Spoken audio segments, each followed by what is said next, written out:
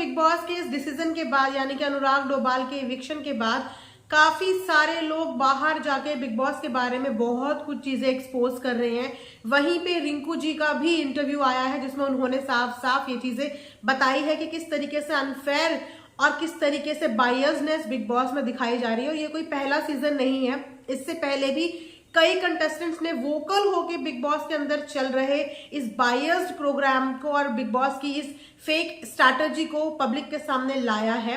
लेकिन यहाँ पर एल्विश ने भी इस बार अपना मुंह खोला है और उन्होंने बोला है कि इविक्शन करने से, यानी कि अनुराग डोभाल को बाहर करने से अनुराग डोभाल का कोई भी नुकसान नहीं है, नुकसान यहाँ पे बिग बॉस का ही है। क्योंकि कहीं ना कहीं पब्लिक का विश्वास बिग बॉस से उठता जा रहा है, टूटता जा रहा है। और इस बार एक नहीं, दो नहीं, तीन तीन, चार इविक्शन अनफेयर थे।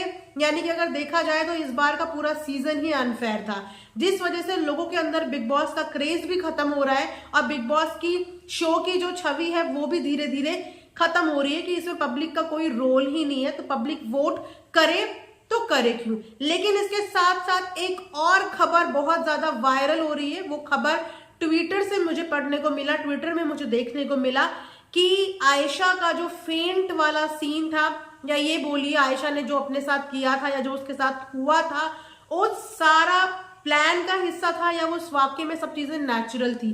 क्योंकि जिस तरीके की खबर आ रही है, उन खबर में ये बोला जा रहा है कि आयशा को वो पूरा ड्रामा करने के लिए 15 लाख रुपए दिए गए हैं और इस 15 लाख के बदले में आयशा ने ये पूरा जो ड्रामा है, ये जो पूरा सीन है, इस सीन को करा है। क्योंकि यहाँ पे बिग बॉस सीधा सीधा जो है मुनव्वर का एक ये वाला फेस दिखाना चाहते थे, यानी कि मुनव्वर के लिए ऑडियंस का इमोशनल कनेक्शन दिखाना चाहते थे। कहीं ना कहीं आपको देखा ही होगा कि मुनव्वर ने इस शो में कुछ खास किया नहीं है और 10वें हफ्ते से अचानक से मुनव्वर जो है वो कंट्रोवर्सी में आने लगे। तो ये पूरी कंट्रोवर्सी मुनव्वर को सिर्फ लाइमलाइट में लाने के लिए थी, क्योंकि बिग बॉस को मुनव्वर को जिताना है।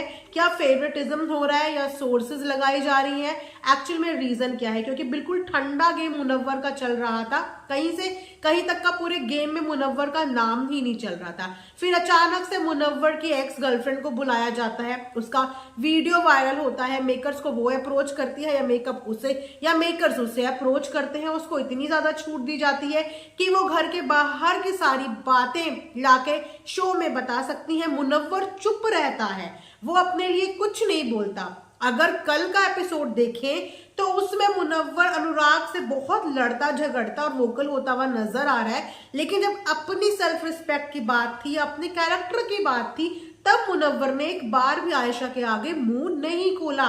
तो वहां से लोगों को लग रहा है कि ये सारा वेल एग्जीक्यूटेड प्लान था मुनव्वर के लिए, ऑडियंस के दिल में एक इमोशन ग्राउंड सेट करने का कि देखो उस लड़की ने बाहर की कितनी सारी बातें आके इस लड़के की धज्जियां उड़ा दी, इज्जत की धज्जियां उड़ा दी। जबकि बाहर की बातें लाना बॉस के घर के अंदर करना सबसे बड़ा एक रूल है, लेकिन इस रूल को आयशा ने तोड़ा। उसके बावजूद आयशा को कुछ बोला नहीं गया, क्योंकि वहां पे मुनव्वर को सिंपैथी कार्ड प्ले करवाना था बिग बॉस ने, उसको थोड़ा सा लाइमलाइट में लाना था।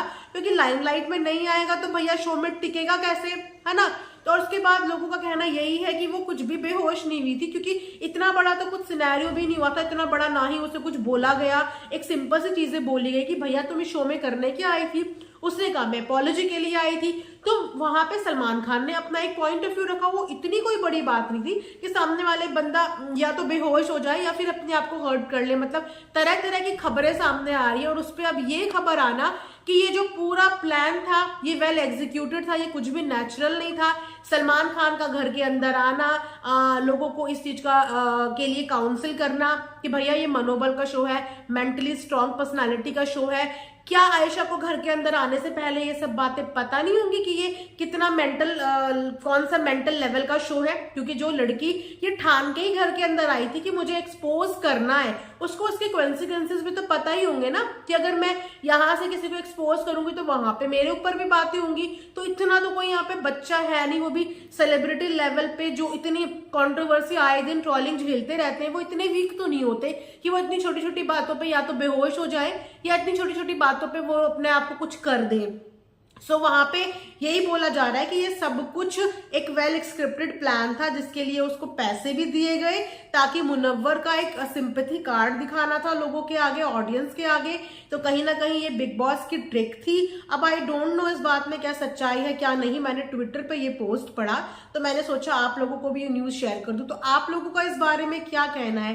क्या वाकई में ऐसा कुछ हो सकता है कि मुनव्वर को सिंपैथी कार्ड प्ले करवाने के लिए, इमोशन कार्ड प्ले करवाने के लिए आयशा से ये पूरा नाटक करवाया गया? कि आयशा के साथ पहले ही मेकर्स की इस बारे में सब बातचीत हो चुकी थी? क्या ये पूरा का पूरा एक वेल एग्जीक्यूटेड प्लान था? आपको क्या लगता है? कमेंट सेक्शन में अपनी राय जरूर बताना। So thanks for watching earth mom Dehradun.